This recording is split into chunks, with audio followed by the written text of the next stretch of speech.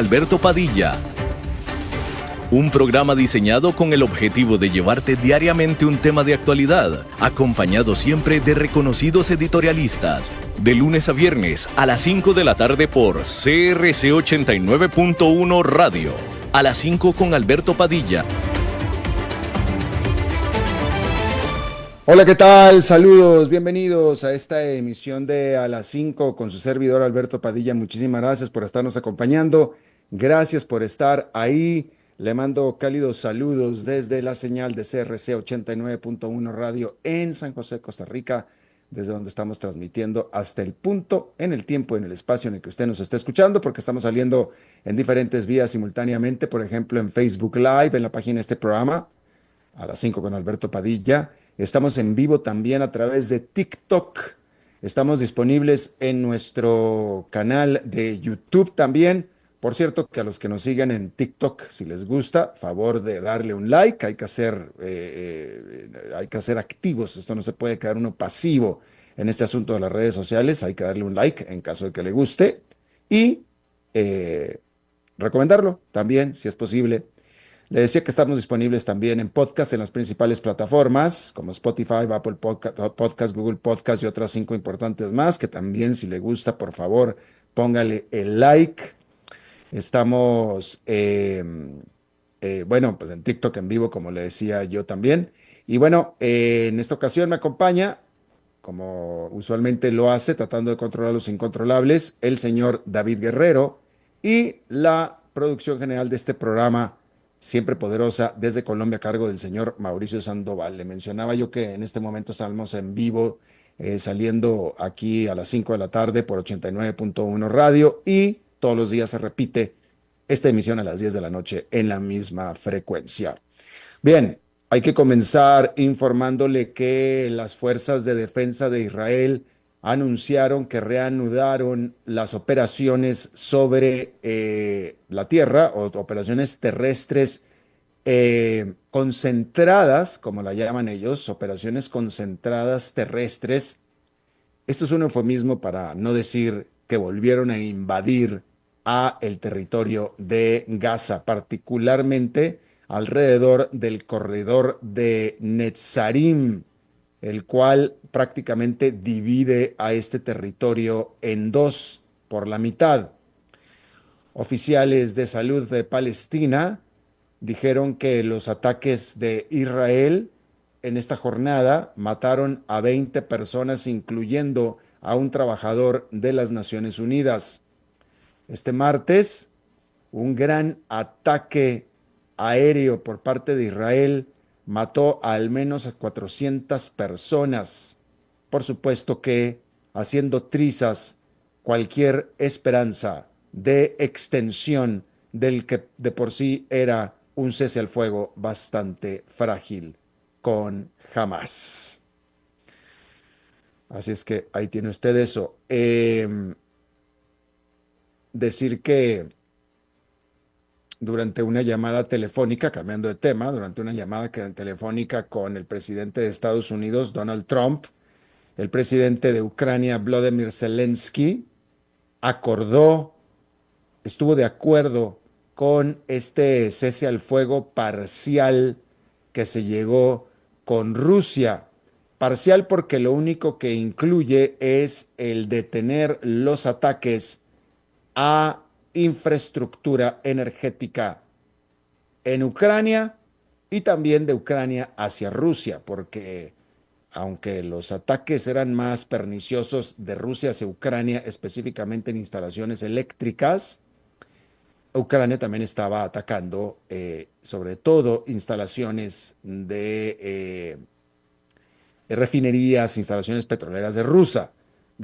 Bueno, todo esto se llegó al acuerdo de no atacar, pero nada más eso, nada más las instalaciones energéticas. Hay que decir que la administración de Donald Trump, por medio de oficiales, dijeron que el presidente estadounidense, es decir, Donald Trump, propuso hacerse cargo de estas instalaciones eléctricas ucranianas, incluyendo las plantas nucleares, y de esa manera queden protegidas. Hay una planta nuclear que es la más grande de Europa, la de Zaporizhzhia, que es ucraniana, pero que en este momento, desde hace ya varios meses, fue tomada y es operada por Rusia. Como usted sabe, este martes el presidente Trump estuvo charlando con el presidente de Rusia, Vladimir Putin, quien se rehusó a la propuesta original de un cese al fuego completo por 30 días. Recuerde que la propuesta que traía Donald Trump, acordada con Zelensky, pero idea de Donald Trump, fue la de un cese al fuego total, una tregua de 30 días a la invasión, a la guerra, a las hostilidades. Todo lo demás se queda igual, simplemente nos dejamos de atacar. Zelensky estuvo de acuerdo, Vladimir Putin no. Vladimir Putin lo único que acordó es lo que le acabo de mencionar ahora. Nada más, lo demás no. Entonces, pues yo se lo dejo a usted que determine las ganas, la intención de Vladimir Putin de buscar la paz, que es lo que se supone que se está buscando acá, y sobre todo, hasta qué grado y hasta qué punto demostró estar buscando la paz o no con este acuerdo que le presentó Donald Trump, su amigo, y que estuvo de acuerdo Volodymyr Zelensky con él. Así es que ahí la tiene usted. Bien, en otro punto rojo geopolítico en este momento, decir que la policía de Turquía, la policía turca, arrestó a nadie menos que Ekrem İmamoğlu, nada menos que el alcalde de la capital, Istambul, nada menos que el principal opositor político del presidente Recep Tayyip Erdogan. Y este arresto se dio nada menos, o sea, figúrese usted, hablando de Estados Unidos, digo, para poner un país que mencionamos comúnmente aquí en este programa. Básicamente, imagínese usted que Donald Trump, imagínense usted que Kamala Harris, que acaba de perder las elecciones con Donald Trump, sí, que Kamala Harris se convirtiera en la alcalde de Washington, D.C. Y que por supuesto Kamala Harris, por tanto, permanece siendo la principal figura de oposición de Donald Trump. Digo, estamos imaginando demasiado acá porque Donald Trump en este momento no tiene una figura de oposición, pero vamos a suponer que Kamala Harris, que fue identificada como principal figura de oposición de Donald Trump, se hubiera convertido en alcalde de Washington. Con lo cual, obviamente, se posiciona para volver a correr por la presidencia el próximo periodo, ya no en contra de Donald Trump. Pero estamos así haciendo un paralelismo acá, ¿no? Una analogía. Y que Donald Trump entonces, o las autoridades de Turquía, mandan arrestar a Kamala Harris. O sea, de ese tamaño es el arresto de İmamoğlu. Obviamente Erdogan le ganó las elecciones pasadas a İmamoğlu, pero no por mucho, ¿eh? No por mucho. Ekrem İmamoğlu permanecía siendo por mucho la principal figura opositora de Erdogan. Y justamente dentro de unos unos cuantos días más, iba a ser nombrado de nuevo candidato de la oposición que consolidaría su puesto como rival de Erdogan. De acuerdo a los medios de comunicación estatales turcos, el arresto fue en relación a corrupción y terrorismo. ¿De qué más lo iban a acusar, verdad? Corrupción y terrorismo. Si usted fuera opositor en un gobierno duro, aunque no fuera duro, aunque no fuera duro, así fuera el Papa, el presidente de su país, y usted es opositor, ¿qué opositor sería tan bruto? Digo porque, a ver, si uno es opositor, hombre, si se lo digo yo, se lo digo yo que soy periodista, no soy opositor, soy periodista, no soy opositor de nada. Pues digamos que los periodistas somos opositores de todo lo que sea oficial, digámoslo así, en todo caso, cuando menos así nos considera, ¿no? Pero el punto es que los periodistas, precisamente por estar señalando a los que están en el poder, estamos en la mira de los que estamos en el poder, se lo digo yo. Ahora imagínese un opositor, todo el que es opositor oficial sabe que está en la mira del oficialismo, en todos los sentidos. Entonces, ¿qué opositor que se jacte de serlo va a incurrir en actos de corrupción y o terrorismo sabiendo que tiene no uno, sino 10 microscopios examinándolo 24 horas al día, 365 días al año? ¿No? Y sin embargo es el viejo truco de muchos países de gobiernos duros de encerrar a los opositores acusándolos de corrupción. Pues es normal. Pero pues es el viejo truco. Bueno, pues ya le pasó a Imamoglu, definitivamente. Hay que decir que, por supuesto y previsiblemente, el partido de Imamoglu calificó a esta detención como un golpe de Estado. Decir que la próxima elección presidencial en Turquía es hasta el 2028, pero la oposición venía guardando esperanzas de forzar unas elecciones anticipadas. Y con esto, Erdogan está tratando de quitarse de encima a su principal opositor, simple y sencillamente.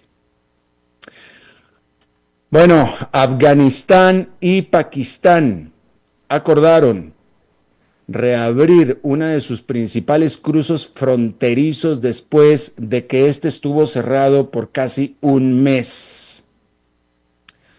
Esto por desacuerdo que hubo sobre la construcción de una caseta de vigilancia fronteriza por parte de Afganistán en este cruce fronterizo de Torkham.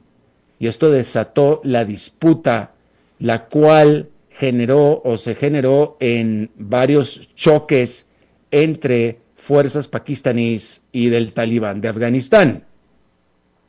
Decir que con esta apertura o reapertura comenzó de nuevo el intercambio comercial fronterizo entre ambos países y se espera que en los próximos días comience, porque todavía no comienza, el cruce de personas por este cruce fronterizo.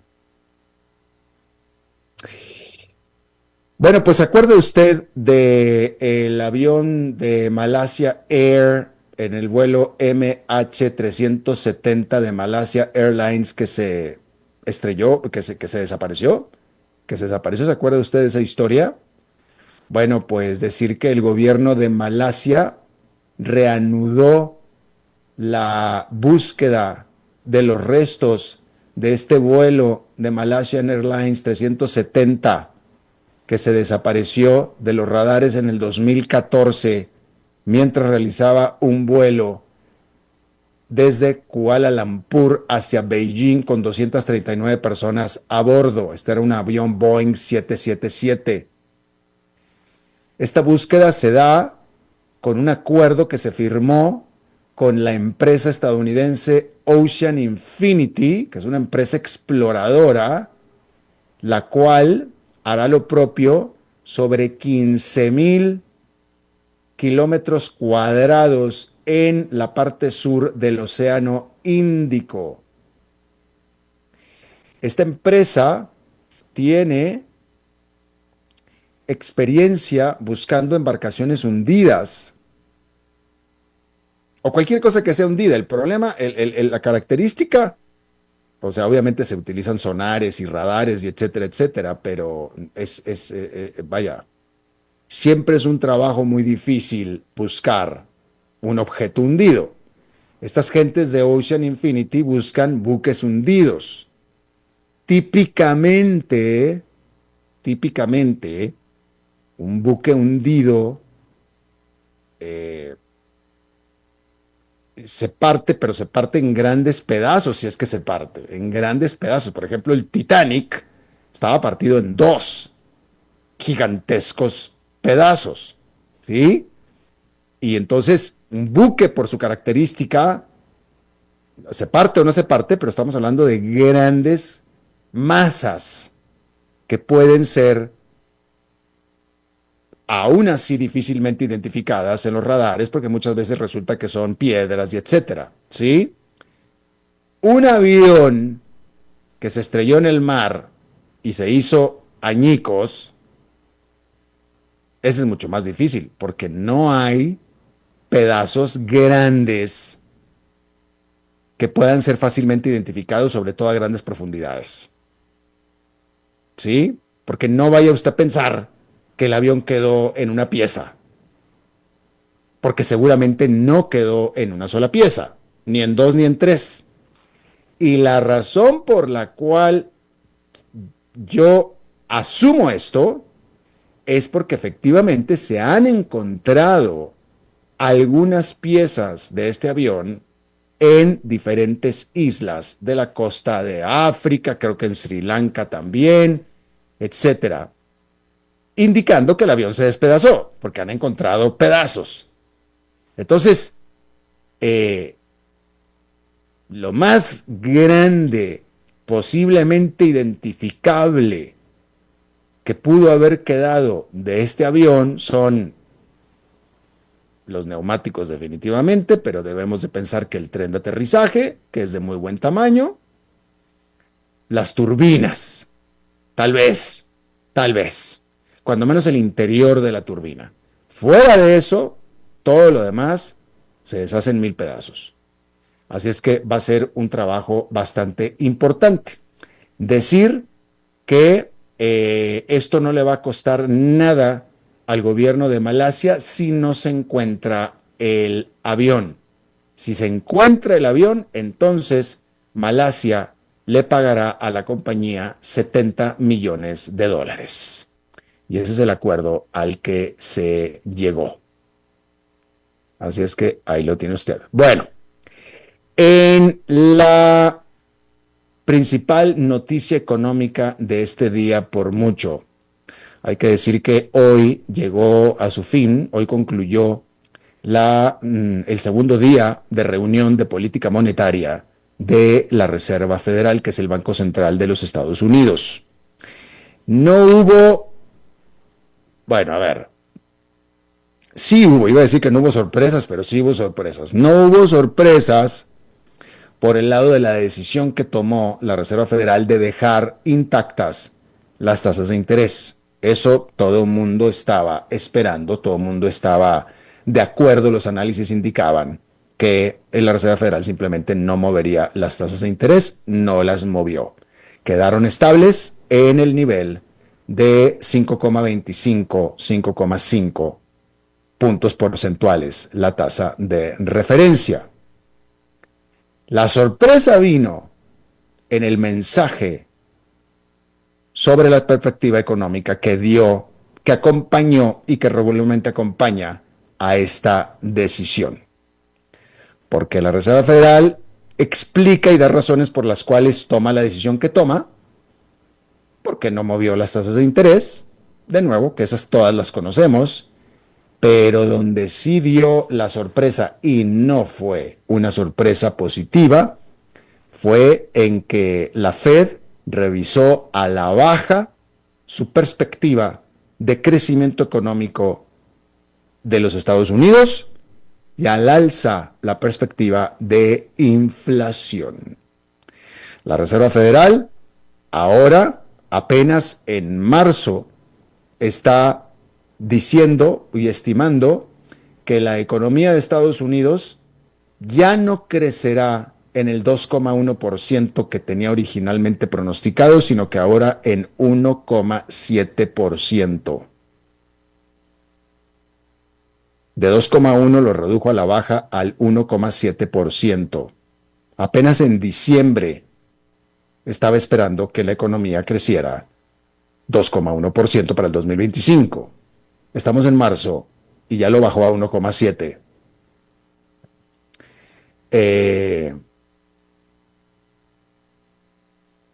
Hay que decir que el presidente de la Reserva Federal, Jerome Powell, dijo que los aranceles efectivamente pudieran, en caso de que estos se establezcan, efectivamente pudieran retrasar el progreso en reducir la inflación.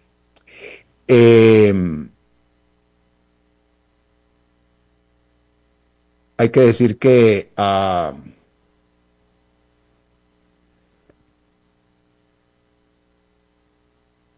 el Banco Central, la Fed, dejó de predecir que la inflación iba a seguir bajando hacia ese objetivo que tienen ellos del 2%. Hay que decir que dijo la Reserva Federal que está esperando que la inflación se mantenga por el nivel en el que está actualmente, que es poco menos de un punto porcentual por arriba del objetivo de 2% por un tiempo más. Decir que antes de que Donald Trump entrara al poder o tomara posesión, la Reserva Federal venía estimando una caída en la inflación y por tanto que continuarían las reducciones en tasas de interés. Todavía están dando señales de que durante este año van a bajar tasas de interés por al menos 2 ocasiones más en lo que resta de este año. Sin embargo, cada vez está aumentando el temor, está aumentando la señal de que no van a bajar las tasas de interés necesariamente porque la inflación habrá reducido, habrá caído. Desafortunadamente, muy probablemente sea ahora porque la economía necesitaría un impulso por parte de una reducción de tasas de interés para hacer más económico el dinero, literalmente. Entonces estamos hablando de cosas muy diferentes acá. Estamos hablando de cosas muy diferentes. Porque una cosa es bajar tasas de interés porque ya la inflación lo permite y por tanto podemos ayudar al crecimiento económico haciendo el dinero más disponible en un ambiente de crecimiento económico. Y otra cosa muy diferente es que la economía se esté deprimiendo al grado de que necesite un impulso por medio de una baja de tasas de interés. Son cosas diferentes, ¿sí? Y discúlpeme, pero claro, Donald Trump tiene una razón perfecta, ya la dijo él, y era previsible, totalmente previsible, una razón perfecta de por qué está pasando lo que está pasando con la economía. Porque aparte, ya se lo hemos dicho, o sea, esto es lo que está diciendo la Reserva Federal, pero ya desde hace un par de semanas veníamos hablando de un hecho, esto es un hecho, de que la confianza del consumidor está cayendo. Y que el consumidor está conteniendo su gasto. Y por eso está cayendo la actividad económica, por eso va a crecer menos el país o la economía del país. Recuerde, el gasto de consumo es 3/4 partes de la actividad económica de los Estados Unidos. ¿Sí? Y por cierto, cuando estamos hablando de que el consumidor está demostrando su baja confianza conteniendo su gasto. O sea, si usted está esperando que probablemente se quede sin trabajo, que probablemente le vaya a faltar el dinero, que probablemente se quede sin salario o que probablemente le recorten el salario o que probablemente las cosas vayan a salir mal económicamente en el país y por tanto lo vaya a afectar a usted, usted deja de consumir, usted deja, ya no va a viajar, las vacaciones a lo mejor en lugar de ir a Cancún, pues ahora mejor se va a ir a la playa aquí cercana manejando, va a contener su gasto. Eh, y entonces le decía yo que la respuesta, la razón de Donald Trump es muy fácil, ya lo dijo él. Dijo, Joe Biden me dejó una economía terrible. y, y bueno, o sea, obviamente, digo, no se esperaba menos de Donald Trump, ¿no? No se esperaba menos. Con Joe Biden no venía cayendo el crecimiento económico, para nada, en lo más mínimo, para nada. Qué pena, pero pues no. Joe Biden en realidad le entregó a Donald Trump una economía que iba subiendo, ¿sí? Y ahora, fíjese, esto es fascinante porque mientras que,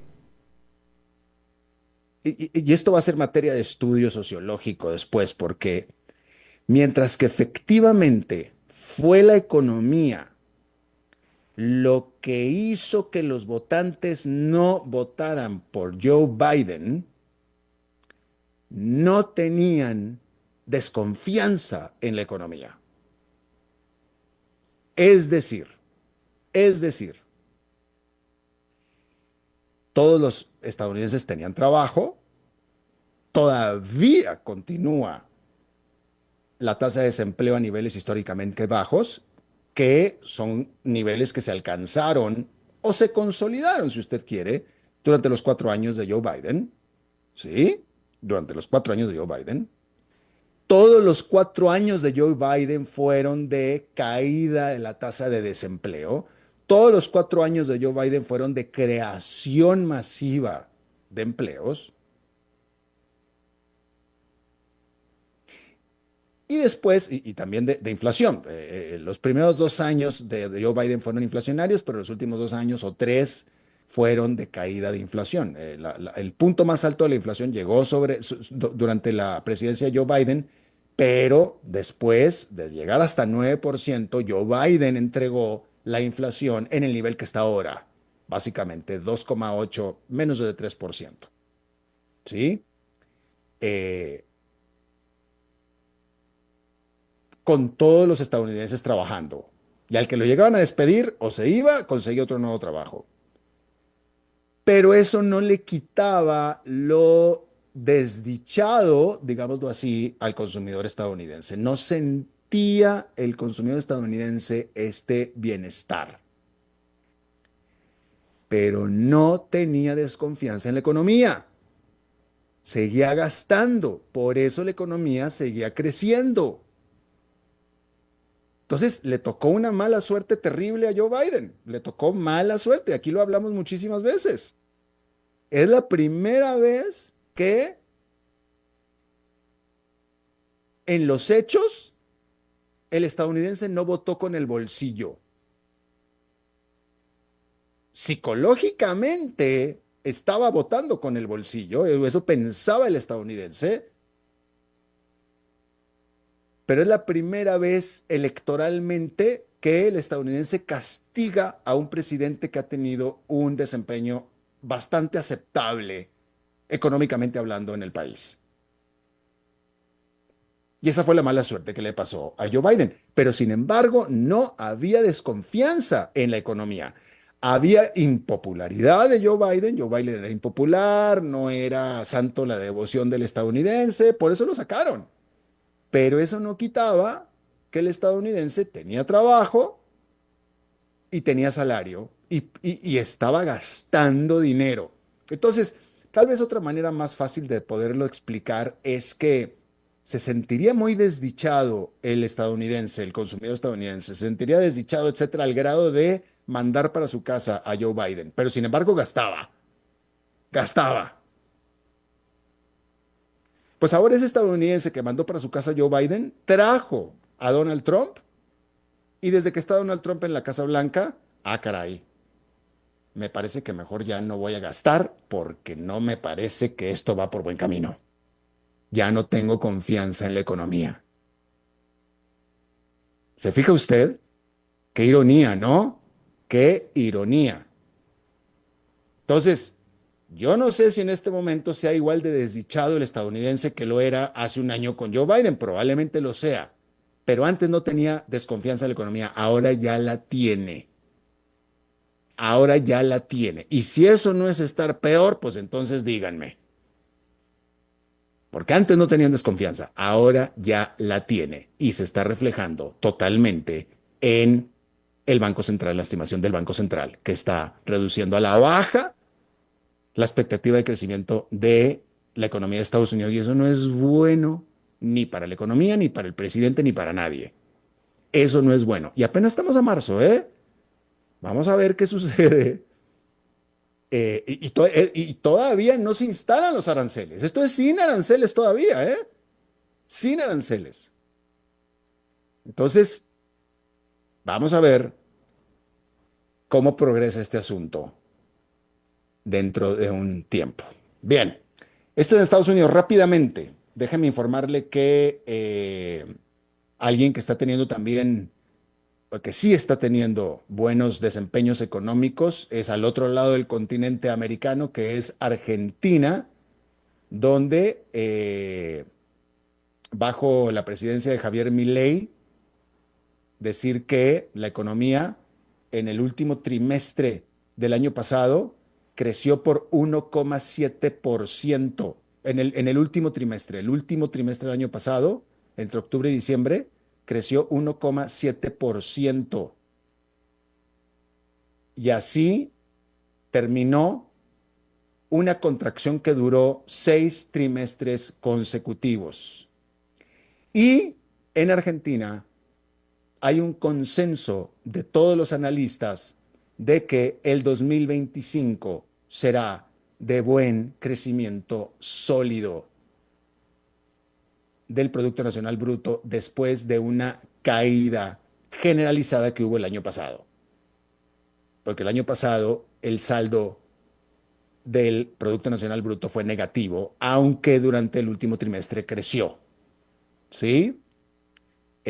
Obviamente no ha sido fácil por los argentinos, no ha sido fácil. El presidente Javier Milei contuvo el gasto gubernamental de manera brutal, cosa que no es acostumbrada en Argentina, donde el ciudadano argentino, el consumidor argentino está acostumbrado a que el gobierno gaste en gasto social fuerte, que fue lo que llevó a grandes problemas económicos, por supuesto, y llegó Javier Milei con el diagnóstico correcto y dijo, tenemos que recortar este gasto, y lo hizo.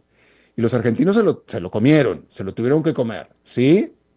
Y por supuesto que esto en el corto plazo afectó mucho al crecimiento económico, se deprimió la actividad económica de Argentina, pero sin embargo hubo superávits consistentes, tanto fiscales como comerciales, lo que hizo también desplomar a la inflación y pues ya el resultado ha sido este crecimiento anémico, un crecimiento con la gente sin trabajo, pero son parte de los dolores de la sanación, vamos a decirlo de esa manera, ¿sí? Ok, eso es en cuanto a la economía. Después viene la política, ¿no? Porque hay que decir que Javier Milei está buscando un nuevo acuerdo, una nueva negociación con el Fondo Monetario Internacional y en esta necesita sí o sí involucrar a el Congreso eh, y decir que ya se le acabó el parque, se le acabó el parque a Milei de estar tomando decisiones por medio de decretos, ¿sí? Eh, y pues cada vez tiene un Congreso que nunca fue a su favor, nunca tuvo mayoría en el Congreso Javier Milei, pero cuando menos tenía a su lado el fuerte apoyo popular, el cual todavía lo tiene, pero ya no tanto, pero sí la oposición en el Congreso se le ha estado acumulando, ¿sí? Y ahora resulta que hay incluso una investigación por parte del Congreso sobre este escándalo último en la que Javier Milei, por accidente o no, por bruto o no, al final fue por bruto todo lo que sea, pero donde se vio involucrado en la promoción de una criptomoneda que terminó en todo un desastre. Y esta investigación congresional va a comenzar pronto, ¿sí? Y luego, después vino un desastre en relaciones públicas porque la semana pasada la policía, pues, deshaciendo, diseminando, quebrando, rompiendo una manifestación media violenta que estaban pues originalmente haciendo los pensionados, es decir, la gente mayor de edad en las calles de Argentina, pues donde que en un video aparece una señora anciana de 87 años de edad que cae al suelo después de haber sido golpeada con un tolete de un policía. Y por supuesto que este video fue completamente viral y fue otro desastre de relaciones públicas para Javier Milei. Y todas este tipo de cosas se están acumulando y están minando su poder y su presencia dentro del Congreso. Digamos que cada vez es más fácil para el Congreso rechazar y darle la espalda a Javier Milei, cosa que antes no era tanto. Y ahora ya lo es más. Así es que ahí lo tiene usted. Vamos a hacer una pausa y regresamos rápidamente con nuestra entrevista de hoy.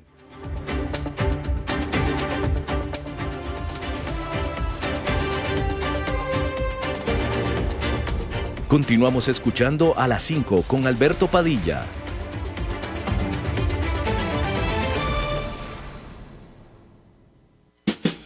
Para llegar pronto al trabajo, sea inteligente, porque si pasamos uno a la vez, el tránsito no se detendrá.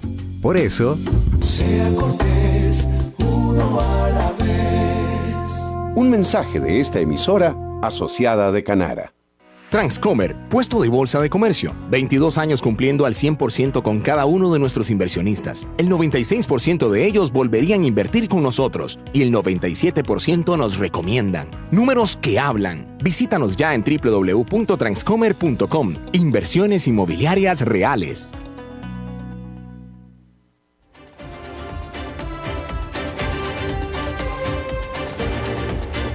Seguís escuchando a las 5 con Alberto Padilla. Bueno, gracias por continuar con nosotros. Vamos a hablar de tecnología esta semana ayer concretamente, en la jornada del martes. Google anunció la que es por mucho su mayor adquisición de la historia, por mucho. Y anunció la compra de la empresa de ciberseguridad Wiz, W-I-Z, por $32,000 millones, que de nuevo es la compra más grande que realiza Google. Este y otros temas más, y para que nos explique la importancia, la razón, la importancia, ¿qué está pensando Google? Vamos a hablar con nuestro corresponsal de facto del mundo digital tecnológico, nuestro querido robotino Daniel Hernández. ¿Cómo estás, Daniel? Muy bien, muy bien. Y hablando de robotinos, ahora tenemos que hablar de NVIDIA y su presentación de ayer y de hoy. Pero sí, hablando de Wiz, es una adquisición que hace mucho sentido. Y hola, Alberto, ¿cómo estás? Y saludos a toda la audiencia. Perdón, qué falta de respeto. No, para nada. Ya sé que estás como el toro de Lidia entrando al ruedo a hablar así rápidamente. Exacto. Mira, yo creo que la razón por la que hace sentido Wiz es que la mayoría de las empresas grandes del mundo ahora se convirtieron en empresas que están en muchas nubes. Al inicio, cuando se dio la expansión de la nube, la mayoría de las empresas trabajaban con una sola de las grandes nubes, ya sea con Azure, ya sea con AWS, con la nube de IBM, con la nube de Google. Pero conforme el desarrollo en la nube fue sucediendo, ahora las empresas se volvieron multinube. ¿Cuál es la fortaleza de esta empresa de ciberseguridad Wiz? Que permite gestionar o orquestar la ciberseguridad de las empresas a través de múltiples nubes. Entonces ellos están haciendo una apuesta que se veía venir desde hace rato, que es que no vamos a tener solo un ganador de la nube, como en muchos esquemas de tecnología que todos dicen, bueno, en el momento en que lleguemos a hiperescala nos vamos a comer todo el mercado, sino que ya hay un mercado fragmentado, hay un mercado penetrado y hay un mercado muy establecido. Es muy difícil migrarse de una nube a otra, es tremendamente complicado. Una vez que estás ahí, es preferible, la mayoría de las empresas prefieren quedarse en la nube en la que estén. Y por eso es que Google hace esta apuesta con Wiz de una de las sumas más altas del mundo. La otra cosa es que la adopción de la inteligencia artificial también presenta retos de seguridad para las empresas. Entonces, Wiz, los productos de Wiz funcionan en Amazon, en Azure, en Oracle y también vienen apuntados mucho hacia inteligencia artificial. Entonces, la compra a mí me parece una buena compra, la suma no me parece exorbitante tampoco para lo que están tratando de hacer. Pareciera que Wiz era proveedor de Google.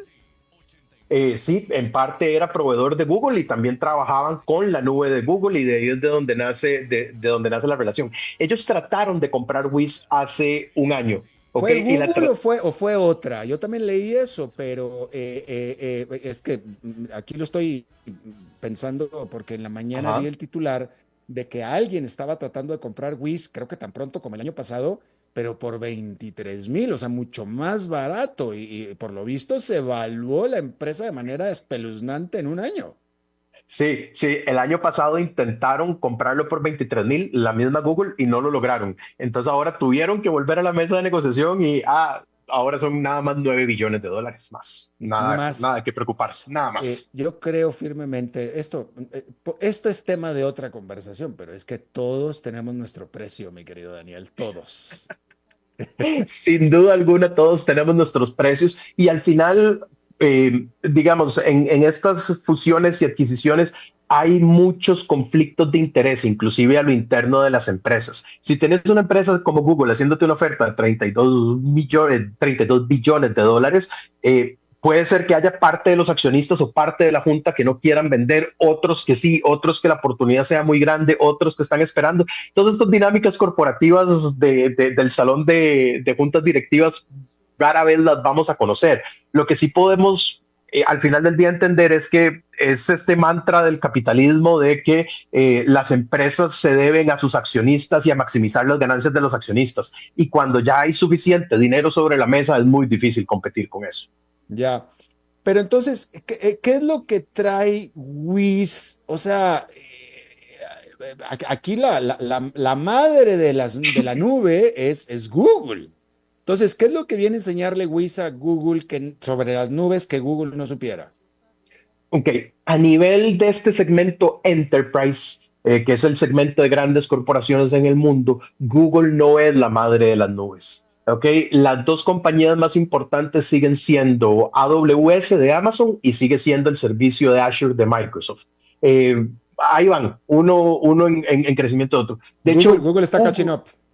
Google siempre ha estado catching up en temas de nube para el segmento enterprise. Google, inclusive para el segmento corporativo o empresarial a nivel de aplicativos de Office y a nivel de aplicativos de este tipo, todavía sigue catching up con Microsoft. Pero la infraestructura del mundo se mueve mayoritariamente entre AWS y entre Azure de Microsoft. Entonces, esto es una muy buena movida por parte de Google para abrir la plataforma y abrir soluciones más allá de la nube de Google a otro tipo de organizaciones, independientemente de su tamaño. Por ahí es por donde ellos lo están haciendo. Esto es un paso hacia la interoperabilidad de nubes que todavía es muy complicado. Si tú analizas los esquemas de nube, subir información a la nube es gratis. todos quieren que traigas la información hacia su nube. Sacar la información de la nube es tremendamente caro, tremendamente lento y tremendamente doloroso, todavía para estándares del día de hoy. Obviamente, un poco por diseño de las empresas, obviamente por el modelo de negocios que tienen las empresas, que dicen, no, aquí te quedas y aquí te quedas. Lo otro es que antes la nube se daba como infraestructura, como servicio. Para hablarlo en buen tico, nada más te administrábamos la computadora. Yo te ponía una computadora, te la encendía, te instalaba el sistema operativo y tú hacías lo que tú querías con esa computadora. Ahora la nube migró a esquemas que se llaman plataforma como servicio, que requieren desarrollo. Ya no te tienes que preocupar ni por el sistema operativo, ni por qué software le vas a instalar, ni por el mantenimiento, ni por muchísimo menos. Ellos hacen todo por uno. Entonces, uno desarrolla este código para hacer cualquier función. Hagamos un ejemplo, microservicios, que voy a irme a traer de esta base de datos y la voy a llevar a la otra base de datos. Como eso ya es un costo hundido de desarrollo, yo no puedo pasar ese mismo código o esa misma programación de una nube a otra. Entonces no solo se convierte de pasar la data de un lugar a otro, sino que todo el esfuerzo de desarrollo que yo hice probablemente no me sirve de nada si me muevo de nube. Entonces, si tú te pones en la posición de una empresa como Google, que está tarde en la adopción de nube, sobre todo, que llegó tarde al juego de la nube, ¿ok? Y que no fue tan adoptada como las otras dos plataformas, ellos consistentemente están buscando cómo involucrarse en el juego. Básicamente, y de nuevo, no estoy diciendo que Google sea malo o que Google sea pequeño, pero básicamente piensa un poco la analogía inversa que le pasa a Microsoft con Bing versus el buscador de Google. El mundo se montó sobre el buscador de Google y es muy difícil destronarlo. Tiene que ser un cambio radical en la tecnología, algo así como inteligencia artificial, pero inclusive Google se ha adaptado bien en sus búsquedas para la inteligencia artificial. Entonces, si estamos tratando de ganar en el mercado de la nube, me parece una muy buena opción. Ya. Bien, estabas mencionando tú al entrar acerca de NVIDIA. ¿Qué es lo que está haciendo NVIDIA que está llamando tu atención? Seguramente ha de ser que Taco Bell anunció una asociación con NVIDIA para que la maneje toda la inteligencia artificial. Debe ser por ahí la cosa, ¿no? Probablemente nos van a sugerir cuál chalupa Supreme comprar en el restaurante. Es que ahora los medios de comunicación están llamando a lo que está sucediendo hoy el Super Bowl de la inteligencia artificial. ¿Ok? ¿Y qué es? Es la conferencia de desarrolladores de NVIDIA. Todas estas grandes compañías, Oracle, Google, Microsoft, Amazon, siempre hacen conferencias de desarrolladores en las que sus propios desarrolladores y todos los desarrolladores del mundo van a escuchar las charlas, escuchar los keynotes, hacerse su actualización tecnológica. En este momento está sucediendo la de NVIDIA y también está sucediendo la de Adobe en Las Vegas. ¿Ok? ¿Qué es lo que pasa con estas conferencias? Usualmente es donde se hacen los grandes anuncios. El anuncio del 2007 del iPhone de Steve Jobs sucedió en la conferencia de desarrolladores de Apple. ¿Qué acaba de anunciar el CEO de NVIDIA hoy? Nada más y nada menos que el futuro de la robótica. Así como suena, así como lo acabas de escuchar. Fue los chips que presentaron, ¿no? Presentaron muchos chips, pero también presentaron una plataforma que se llama Groot, como el de Guardianes de las Galaxias, N1, ¿ok? Y Groot N1, te lo voy a leer porque así es como ellos lo describen, es un modelo para robots humanoides que tiene dos sistemas. Tiene un sistema que piensa rápido, tiene un sistema que piensa lento. Si has escuchado del libro de Daniel Kahneman, Think Fast, Think Slow, viene muy inspirado en este sentido. Kahneman es un ganador del Premio Nobel de Economía. Entonces, ¿qué es lo que hicieron ellos? Hicieron, basados en el trabajo de Kahneman, un desarrollo a través de inteligencia artificial para tener robots humanoides. Entonces son robots con forma humana que empiezan a operar de manera independiente. Es algo súper cool porque entrenan a la inteligencia artificial que va en el robot en ambientes virtuales, para que aprendan a moverse en el mundo humano, pero en ambientes virtuales. Y después de eso, meten a esa misma inteligencia artificial en el cuerpo de un robot y el robot se puede mover y el robot puede hacer tareas. El CEO de NVIDIA lo que está diciendo es, vean, la robótica se volvió una realidad de aquí a los próximos 3 a 5 años. ¿Por qué me está sonando esto a metaverso? Vieras que, a diferencia del metaverso, que yo siempre te dije, me parece un sueño de opio de Mark Zuckerberg, más de realidad aumentada. esto sí tiene una aplicación funcional tremenda en el día a día. Ahora, esto también se va a convertir en un problema porque cabe la posibilidad de que haya mucho desplazamiento de trabajos. Básicamente, cualquier trabajo No, manual, a lo que estás repetitivo, diciendo, operativo. de trabajos y hasta de parejas también. Pues estás diciendo que vamos a tener un humanoide inteligente. Hay mucha gente que no tiene en casa un humanoide ni un humano inteligente, ¿eh? En mi casa no hay un humano inteligente en mi casa. En mi casa los más inteligentes son mis dos perritos, porque yo no. Este, Exactamente. Entonces, imagínate tú. entonces, ¿qué fue lo que hizo muy acertadamente Nvidia? Trabajó en colaboración con DeepMind de Google y trabajó en colaboración con Disney, ¿ok? Y lo que hicieron fue montar una carcasa en la que la inteligencia artificial de Nvidia pueda operar. Yo hice este comentario hace algunos meses en el programa y te había dicho que ya con el tema de la inteligencia artificial estábamos entrando en territorio de ciencia ficción, en territorio de Star Trek, en territorio de Star Wars, en territorio de la película más loca que te puedas imaginar. Obviamente no ya. ¿Qué fue lo que hizo Nvidia con Disney y con Google? Crearon el primer androide o el primer droid como R2D2 o como C3PO, ¿ok? Del mundo funcionando en vida real. Pero ¿para qué queremos un humanoide? O sea, yo entiendo, o sea, la computadora como tal, o sea, ¿qué es yo aquí te estoy viendo y estoy interactuando contigo y con el público a través de mi laptop. La próxima lo voy a Ajá. estar haciendo a través del estómago de mi humanoide o qué? Con el No, teclado no, en no, el no. pecho, ¿o qué? No, no, estos siguen siendo androides, pero te cuento un poco. Ellos acaban de crear un robot como los de Star Wars, como los droids de Star Wars, como Artudito, que salió al escenario con Jensen Huang, el CEO de Nvidia, ahí, en vivo, en presente. Entre más platicas, más se me hiela la sangre, ¿eh? Ajá, exacto. Él le empieza a hablar al robot y el robot, como si fuera Siri o como si fuera ChatGPT con voz, le empieza a responder, obviamente en código de Disney. Pero la parte impresionante es cuando Jason Hawk le dice, a ver, hazme un favor, párate ahí. Él apunta con su dedo y le dice al robot, párate ahí y espera conmigo. Y el robot automáticamente se da vuelta, se sienta y se pone a esperar con Jason Hawk. Esto, Y imagínatelo supuestamente nadie ahora. lo está controlando remotamente como No, si no, no, fuera un no, no. dron. Nadie lo está controlando. Esto es un tema 100% autónomo de una inteligencia artificial en un ambiente físico con cuerpo. Entonces, ahora imagínate en un ambiente industrial, productivo, donde yo puedo tener un ejército de robots estilo humanoides diciéndome, mira, necesito que levantes esa caja que está aquí y que te la lleves para allá. Y esa va a ser tu tarea de todo el día. Imagínate cómo se pueden automatizar aún más los Y, y- almacenes de y- despacho de y- y Amazon. no tienes hora de café, no tienes hora de almuerzo y no te vas a sindicalizar. No tienes hora de café, no tienes hora de almuerzo, no te vas a sindicalizar. Entonces, hay una empresa que se llama Boston Dynamics, ¿verdad? Que es una de las grandes empresas del mundo a nivel de robótica, que es la que hace todos estos perros que han salido en Internet, que son como perros robóticos que pueden brincar esto y lo otro. El robot de Boston Dynamics, la carcasa física del robot de Boston Dynamics es ágil.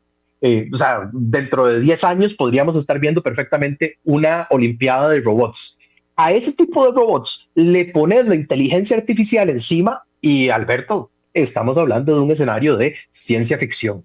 Esto tiene un costo social probablemente y el costo social es que así como cuando pasamos del agro a la revolución industrial hubo una generación perdida de personas que no pudieron alcanzar y no se pudieron acomodar y hubo las migraciones a las ciudades, o sea, te estoy hablando en 1700 o 1000 algo en Londres, estamos a punto de entrar en un periodo similar, porque las capacidades de estos robots con inteligencia artificial van a desplazar una cantidad tremenda de trabajos. Van a generar otro montón, pero van a desplazar una cantidad tremenda de trabajos. Por favor, si pueden meterse a Google y poner Nvidia Robot Disney y ver el video, se van a quedar asustados de la capacidad que tienen estos robots y de lo que acaba de revelar Jensen Huang en su Super Bowl de la inteligencia artificial. Bueno, Y de paso, esto pasó hoy en la mañana. Todo esto lo tuvimos hace 10 horas. calientito, calientito. Bueno, pues ahí está, mi querido Daniel Hernández, nuestro robotino de inteligencia humanoide y artificial y todo lo demás. Gracias, mi querido Daniel, por siempre tu buena disposición a charlar con nosotros. Un gran abrazo. Hasta luego. Hasta luego, hasta la próxima. Y bueno, eso es todo lo que tenemos por esta emisión de A las 5 con su servidor Alberto Padilla. Muchísimas gracias por habernos acompañado. Espero que termine su día en buena nota, en buen tono, y nosotros nos reencontramos en 23 horas. Que la pasen muy bien. A las 5 con Alberto Padilla fue traído a ustedes por Transcomer, puesto de bolsa de comercio. Construyamos juntos su futuro. Somos expertos en eso.